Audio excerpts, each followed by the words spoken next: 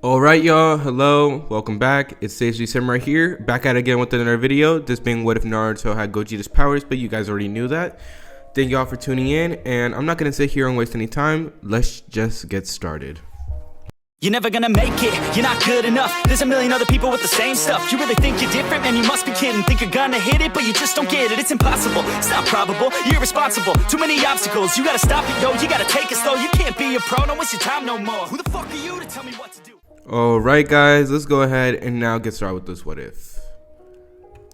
So we now start off where we last left off.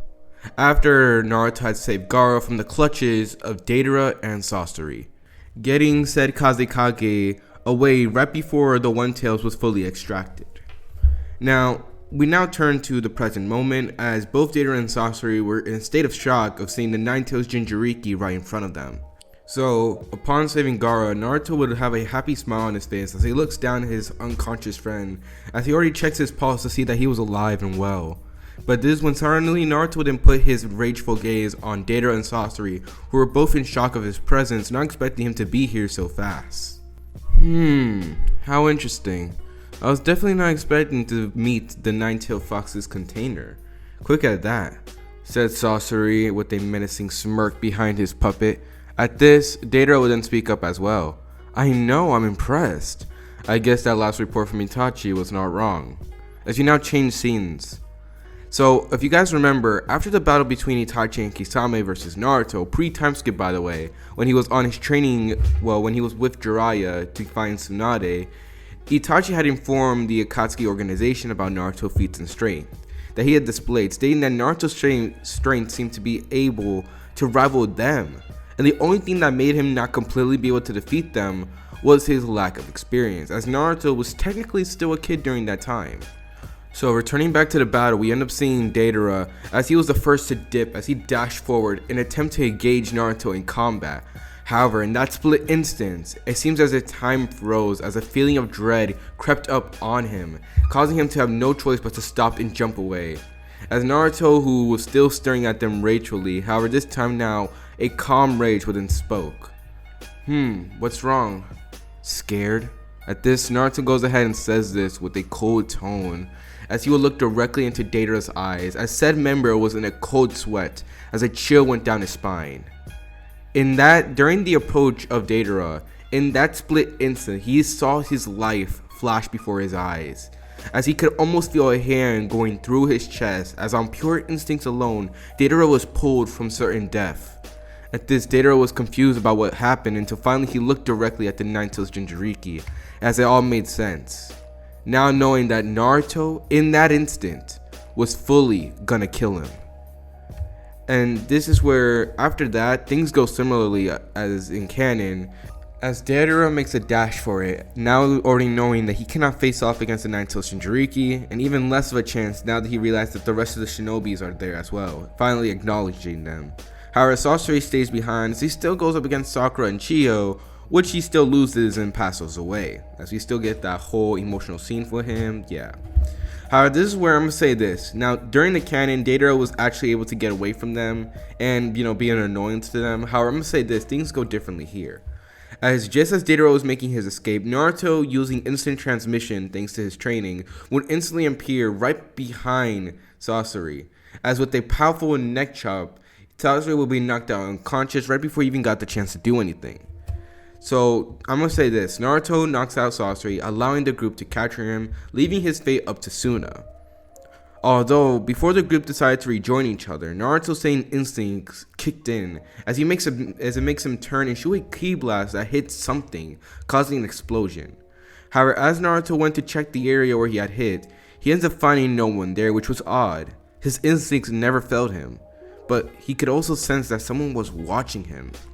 As we now change to an unknown scene, we see Obito, who was in disguise as Toby, holding his now blown up arm in pain as he was holding in a scream of pains, as all he could do was breathe in and out deeply.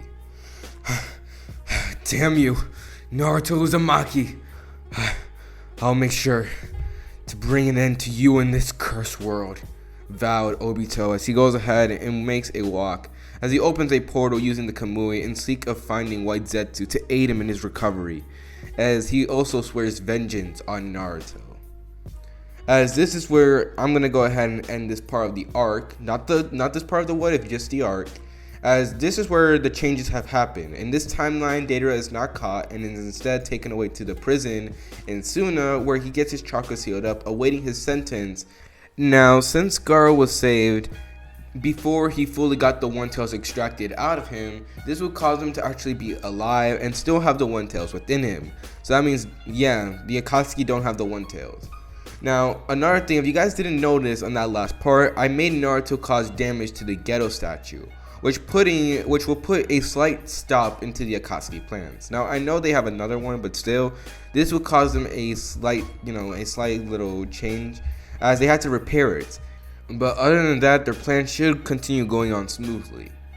Now, another thing is that since Gaara had not died, this will cause Chiyo to not do the sacrifice play that she did to bring him back, making her still alive, which I am going to do something with that too. But other than that though, nothing much really changes. They return back to Suna. Gaara is shown to be alive and well. And after that, Naruto and Gaara still have that handshake of friendship, as after that, the Konoha group will return back to their home. Now, during the journey there, Kakashi and Sakura were very impressed with Naruto's skills and display, as they understood their teammate had grown stronger, but they were not expecting this out of him. As we now move on to the next canon arc, as well as the fact we're now going to skip off a bunch of stuff. So eventually they arrive back into Konoha. Naruto just tries to relax. He still ends up encountering Sai, however this time Naruto actually appears right behind the man and knocking him out swiftly. As after said man wakes up, which was Sai, as he actually had intended to attack and test out Naruto, he would eventually wake up when it was already noon, as he finds a sticky note attached to his scroll and his weapons. As when he reads it, he ends up finding Naruto stating that it's rude to attack people that you don't know, with a small little smiley face on it. At this, Sai was impressed, as he then realized he has to report this to Danzo, as he'd been initially sent here to test out Naruto's strength. But now seeing that Naruto was extremely strong and everything, he may have to go ahead and report this to Danzo. But until then, he would have no choice but to still keep an eye on the Nine Tails Jinchuriki. So after a bunch of shenanigans later on, eventually Kakashi would still be part of the Team 7, or the new Team 7, how you like to say it. As Kakashi, since he didn't really do anything during the mission to rescue the Kazekage, he was now confined to a hospital. So that means he's still part of the team, but this time they're going to send extra backup, as they're going to be sending in Yamato, as well as Sai, who currently appears with a nice and calm smile. However, Naruto knew better than anyone that smiles can be used to hide any emotions. So he can tell that's probably the most fakest smile that he have ever seen in his life. But at this though, Sai goes ahead and of course, still acts like he does. And I'm just going to skip the whole interaction between the group because that's not really mostly important to the canon, but let's just continue on. So eventually Team 7, now understanding their mission, would eventually arrive at the bridge, as this is where of course Yamato disguised himself again as Sasuke, as he meets up with a spy. This is when they realize that said spy was none other than Kabuto, who instantly is not fooled by Yamato's so-called disguise, as he instantly appears along with Orochimaru. As this is where Kabuto would actually destroy the disguise that Yamato had on, and this is where we actually get revealed about how sinister Orochimaru truly is, as he ends up revealing the experiments with Yamato as well as the rest of the kids. Now at this, Orochimaru would then turn his attention onto Team 7, already knowing that they were there. However, this is when suddenly, just like that, in an instant transmission, Naruto would appear right beside Yamato, who currently was down on the ground. As Naruto would stare directly into Orochimaru's slitted eyes with his own, using the Nine Tails as his fox to give his appearance a more of a defined look and more of a savage look. At this, upon seeing Naruto, Orochimaru would then chuckle, as he then instantly smirks at this. Orochimaru did not forget about the little Nine Tails Jinchuriki. However, he is confident as well as arrogant, so you can't really blame Orochimaru for what's going to happen next. As Orochimaru ends up stating that he had actually been impressed to see Naruto here, it could already tell that Naruto had grown stronger. However, Orochimaru with confidence would say that he's not strong enough to match Sasuke, in an attempt to rile up Naruto. However, this would actually backfire tremendously, as this is not the same kid Naruto who was just, well, Naruto was still mellowed out as a kid and everything, but still, this Naruto was still completely different.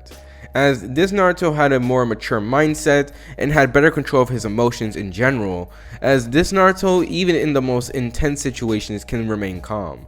However, that doesn't mean that Naruto doesn't get angry, but not the fact that Orochimaru is taunting him. Knows that this scum actually had the urge to try to act all high and mighty after what he did. So with that being said, nothing more and nothing less, the canon will go on, as the battle between Naruto and Orochimaru would then rage on.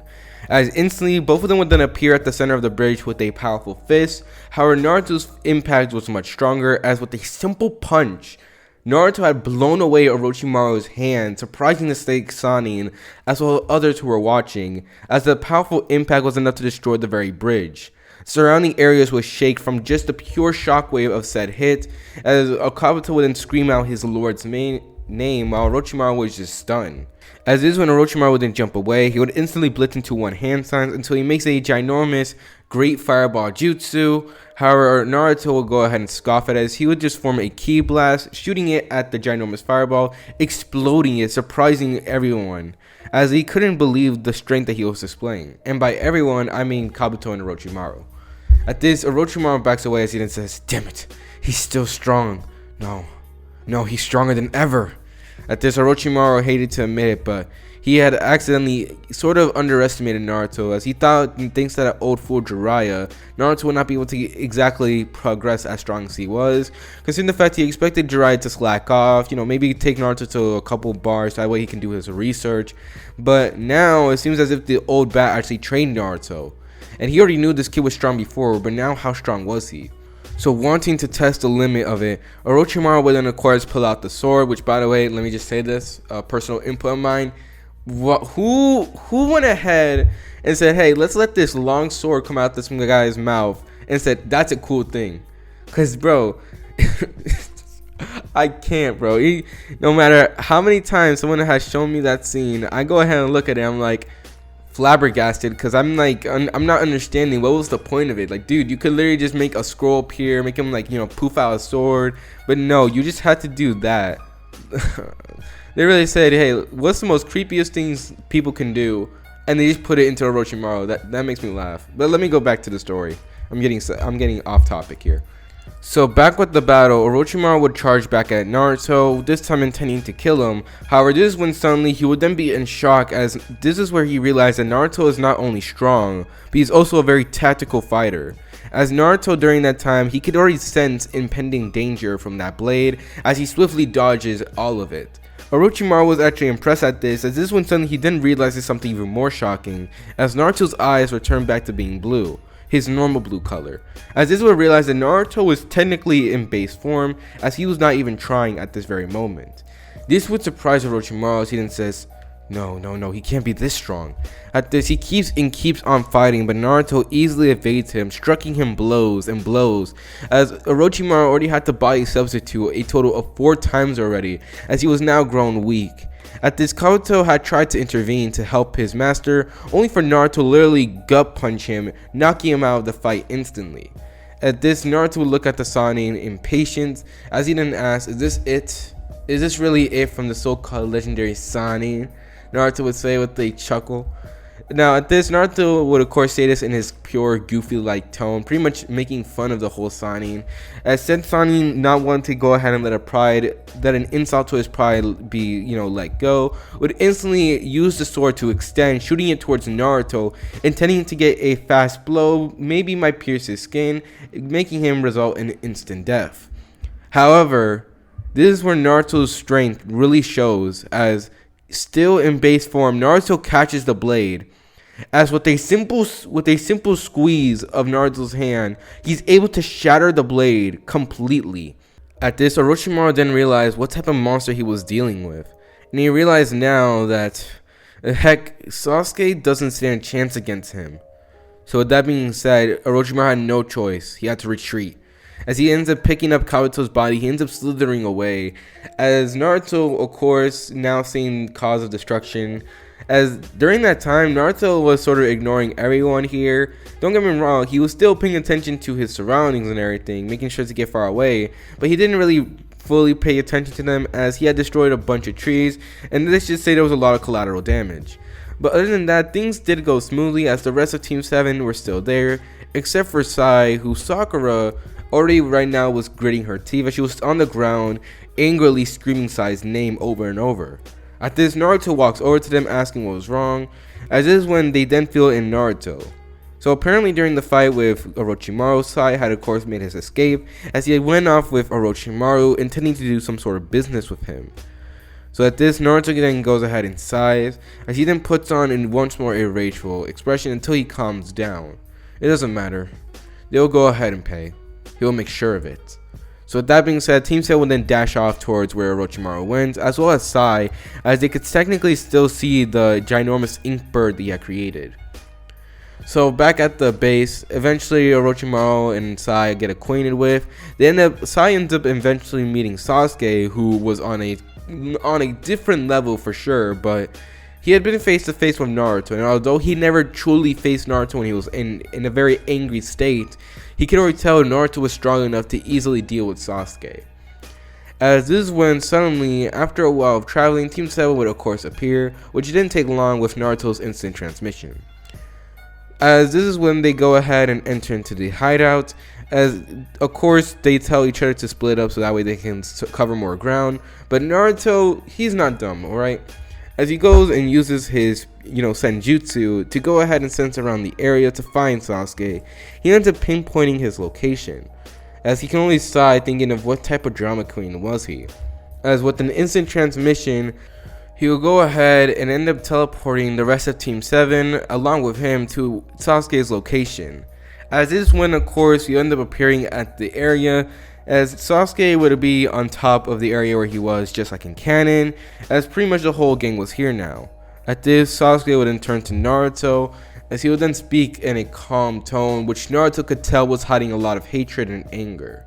Sasuke would continue on with his little talk with the group, stating that it was nice to see a reunion, but sadly he has things to do and he barely has time for them, but he does have time for Naruto. However, he decided he was going to save that for later.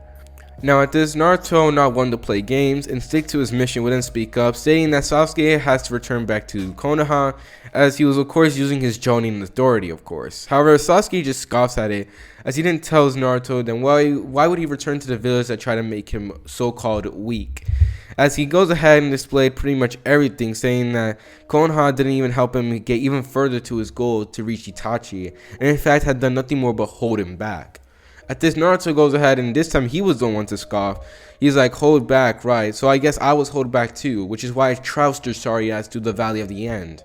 Of course, hearing and recalling about the battle would enrage Sasuke, as faster than any of the other Jonins could even see, Sasuke would appear right beside Naruto, as he then says, watch it. However, this is when Naruto wouldn't say, I will not, as his voice would be actually coming from behind Sasuke. Well, pause, but he actually would be behind Sasuke, as he would already have a kunai to his neck, as Sasuke was actually impressed. But how? As he looks to the side, he will see the Naruto that he was so-called like tapping on the shoulder was none other than an after image, as Naruto had moved so fast that he had left an after image where he was. So apparently seeing this, of course, Sasuke would then get angry, as he didn't think a gap can't be that wide, can it? As he goes ahead and attempts to kick Naruto, only for the man to catch his foot and slam him into the ground a la Hulk style.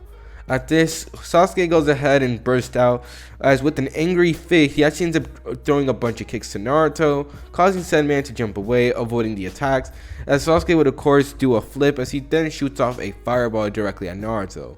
This one being extremely large, in fact even larger than Orochimaru's, but Naruto had faced off against way more threats, something even stronger than Sasuke, so he was not even afraid, as again with a simple ki blast he obliterates it. At this, Naruto then looks at Sasuke, are you done with your temper tantrum? As of course getting more infueled by rage, Sasuke goes ahead and continues fighting Naruto. However, everyone who was displaying the action already realized that Naruto had got it taken care of. Sasuke was not even doing any damage to Naruto, as he continues swiftly avoiding him and putting him down by using pure taijutsu alone, not even a little bit of chakra, not even ki. At this, Sasuke goes ahead and gets angrier and angrier. No, no, no, no. No, our gap between our strength can't be that wide. At this, Sasuke goes ahead and eventually ends up jumping away as he ends up shooting 3 ginormous fireballs. At this, Naruto once again destroys them with a ki blast as he goes ahead and looks at Sasuke. Is that it? Are you done? Because trust me, you're not going to win this, Sasuke. You're returning back to Konoha and you will pay for your crimes. At this, Sasuke goes ahead and laughs like a madman. You fool. And besides, it's going to be pretty hard to do that when you're already 6 feet under. At this, Sasuke goes ahead and erupts with the Chidori as he points at the sky. Now at this point in the original timeline, this is where Orochimaru would then appear right beside Sasuke, stopping him. But this is where I'm going to make things slightly different. Orochimaru was watching the whole display as he had actually was surprised when the whole group like instant transmission there. But he would actually see this, and unlike in canon, where he stopped him, he would actually allow this to happen, now wondering could Naruto actually take the attack. As Sasuke would then mumble the words Kirin as he goes ahead and slams the ginormous lightning dragon down at Naruto. At this, everyone at Team 7 watched on in shock as the attack was clearly an S-rank jutsu and literally will obliterate them all. As each one of them prepared to do a body substitution, Naruto would then speak with a very authority-like tone, telling them to calm down as he had got this. Crouching down in a position, Naruto would then go ahead and form a small little blue ball. As this is when Naruto would then unleash his powerful technique, this being the Kamehameha wave. As he then shoots it out, not even screaming, which Goku takes some notes. As he shoots off the technique directly into the air, the Kirin would then slam against the attack. However, it was not even a struggle as the Kamehameha wave instantly pierced through the ginormous lightning dragon. As soon as Naruto had unleashed the attack, it was so powerful that it literally split the sky itself, as literally there was nothing more but a ginormous hole in the sky revealing the sun. With the sun shining down on Naruto, everyone can do nothing more but look on, as this looks like such a holy moment. As Sasuke was now in disbelief as he actually stumbles onto the ground a little bit, as he can't believe it. He trained, he fought, he bled, he had done so many things to get stronger, and Naruto, he took all that and shitted on it pretty much. As Naruto dog walked Sasuke, bro, there was nothing he could do. He had tried everything, his most powerful technique even, and even that failed him. As Naruto then turned to Sasuke with a glint, he then reports once again that Sasuke will be returning back to Konoha immediately. Sasuke goes to rebuttal, but this time he was too late as Naruto would appear right behind him once again, giving him a firm neck chop. As he then states that this will be the end to the great Uchiha legacy. Of course, seeing this, Orochimaru, not wanting this to happen, would instantly blitz into action, doing everything he can to making sure Naruto doesn't take Sasuke away from him. However, this was actually a very failed attempt, as Naruto with his instincts was able to avoid Orochimaru's attempt, instant transmissioning him and the knocked out Sasuke back to his group, as said Uchiha Avenger would fall down to the ground. At this, leaving Orochimaru up to the rest of his team, as I do believe since Kakashi, Yamato, Sakura, and heck, even Sai, technically, since they're all there, there's not really much that could really stop them. So I would say thanks to all these groups being top tier. Now, with all of their powers and abilities now being used against Orochimaru, the Snake Sani had no choice but to retreat, having no choice but to, considering the fact that he was no match for the group. At this, Kabuto, who was also there, of course, had actually escaped with his master, as there wasn't nothing they could do. And even if Orochimaru were to try everything he could, the way he was currently, there was no way he could actually win against this group of elite Jonin and a Chunin. So with that being said, Orochimaru had escaped, Kabuto had escaped, and Sasuke was caught. Now again, some of you guys might be wondering, like, oh, why is Sasuke caught? Oh, and why this and this and that? The reason for this being the fact that I would say this, Naruto doesn't have that sort of firm relationship with Sasuke. Their rivalry does not exist. Their brother bond does not exist. They were just simply teammates. That was it. As Sasuke, he acknowledged Naruto like a rival, but Naruto didn't. He didn't care about Sasuke, as Naruto was not starved for attention like he was back in canon. Naruto was actually way more relaxed and calm. He actually was more intact with nature. Naruto was a completely different person than he was in canon. Although he has similar personalities, Naruto is technically still completely different. With that being said, I also don't think this version of Naruto would just allow a dangerous man to run away. I mean, Orochimaru was sort of disappointing, but he believes that Orochimaru wouldn't be able to do anything much now that he took away his precious Uchiha. And besides, even if Orochimaru were to come back, Naruto was fully confident that he can take him on, as Naruto doesn't slack any days either. He trains consistently every day, and he doesn't give up. So with that being said though, after that, the Konoha team would eventually end up taking Sasuke back, as this would be pretty much the end to the bridge arc, I think. Hold up, let me go ahead and check this, as I actually wrote a script for this to make sure I'm doing everything right, because how could I say it? Apparently, when you go ahead and try winging things, you end up forgetting a bunch of information, and it's up to your fans to go ahead and telling you about all this information. So pretty much everyone, literally, I'd be forgetting things, and then in the comments, I'd be telling people, like, bro, didn't this happen last part, and stuff like that, and I'm over here like, oh my gosh, I completely forgot about it. It's like I'd be having like different ideas, mix it into the what if, and then accidentally forgetting about the other ideas I have. So I've been writing scripts and writing down notes to make sure I remember everything. So that way I can go ahead and make sure the story feels more natural, and technically I can go ahead and make sure I have all my plot points intact. So with that being said though, after that, the Konoha team would return back, as Sasuke was also sent to, Konoha's jail, as he had of course got his chakra sealed up and everything. Now again, many people might not be satisfied with this, but do not worry, I have something planned, okay? But for now, let's continue on. So with the Uchiha now being returned and everything, Naruto's life was now looking up, as we now flash through a couple more events, this being a couple of the few arcs. As with the Itachi Pursuit arc, that arc goes technically very similar, except a few things. Sasuke and Deidara do not fight because both of them are in jail. Another thing was the fact that Sasuke doesn't assemble the squad. Orochimaru, instead of getting confronted by Sasuke, the snake is now in hiding, as he now has to avoid both Konoha and now the Akatsuki as well. Considering the fact that pretty much now, since everyone's pretty much making a move now, Orochimaru is now practically in the between, and he's trying to figure out a plan on what to do with Sasuke, but he's already having the gears in his head turn as he's coming up with a slight plan. But that's something we're going to get into later on. Now, for the rest of the group, not much really changes. Naruto actually does still meet Itachi. However, the interaction between these two beasts would go completely different, as Naruto, since he doesn't have that friendship with, Sasuke and everything, the interaction with Itachi was slightly odd, as Naruto would actually inform the man that his brother was already captured, and Itachi would do well to do the same to him.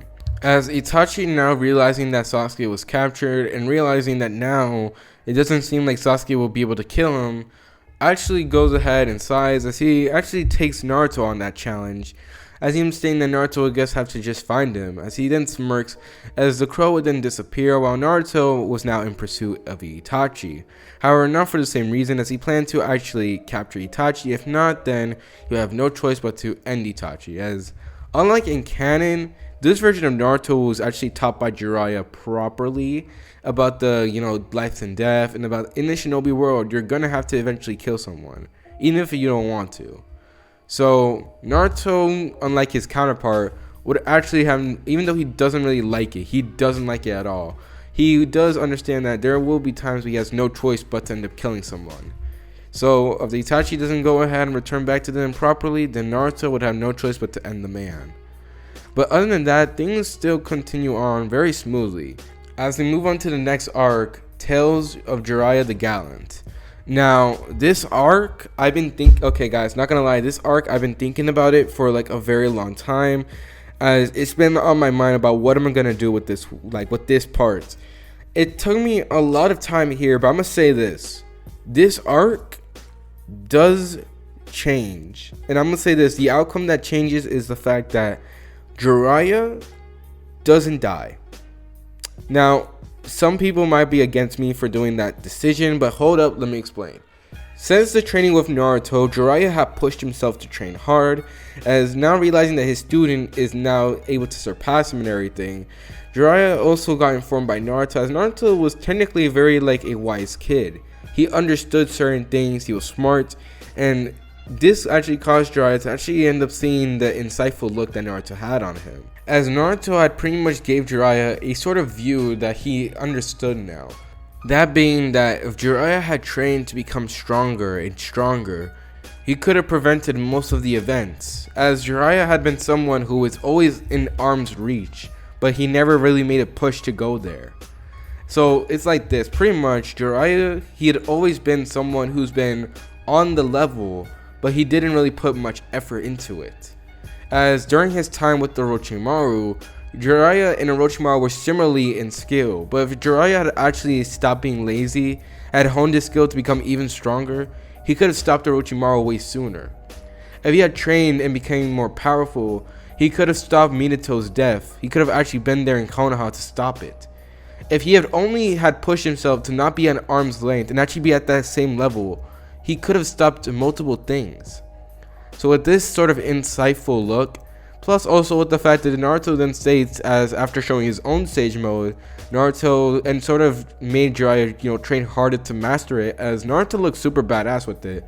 So with that, Jiraiya actually went ahead and actually ended up getting sage mode, who I'm going to say this, sage mode did actually a wonderful effect on Jiraiya, as it actually made him look slightly younger, but also had both his strength and speed get a ginormous boost. So I'm going to say this, the fight goes completely similar. However, I would say this, Jiraiya puts in more of a fight, actually taking out 4 of the pains, until eventually, after losing his arm, Jiraiya was still at a very extreme disadvantage, and him actually now realizing that there was still more to life and everything. Now, Jiraiya would have no choice but to escape from there, as if he didn't, he would have died. And Jiraiya still had a lot to do, plus he had a certain thing to, make up for, that being Tsunade. So, after that, Jiraiya had eventually gotten away using the mountain toad, to escape. However, there are things that are going to happen here. Number one being the fact that Jiraiya, he had taken a bunch of damage, as Jiraiya had lost an arm, as well had broken his foot. So Jiraiya did take a bunch of damage. And let me just say this, since this is the world of the shinobi, where it's not like in Boruto, where they had already like a bunch of technological advancements. So Jiraiya, for a meantime, will have a broken arm, will have a loss of an arm, and heck, even with Tsunade's healing, Jiraiya won't be able to go ahead and regenerate that entire arm. So with that, Jiraiya had lost his entire arm, but he at least got out of there alive. As this is where I'm going to actually go ahead and end this part to this what if. Hope y'all did enjoy. Don't worry guys, I have like a lot of ideas what I plan to do for the next part. Also, if you guys see me speeding throughout some of these arcs, is like I told you, Naruto is just too OP at this point. There's not any villains I could see giving him a challenge. Gogeta is just that OP. I mean, if you guys were truly expecting like, for me to make some sort of fake character to go ahead and rival Naruto, I can do that, but it doesn't really fit well with the story for me personally. But with that being said, guys, thank y'all for being here. Thank y'all for your support. And either way, it's your host, Sage the Samurai, and I'm out. Peace.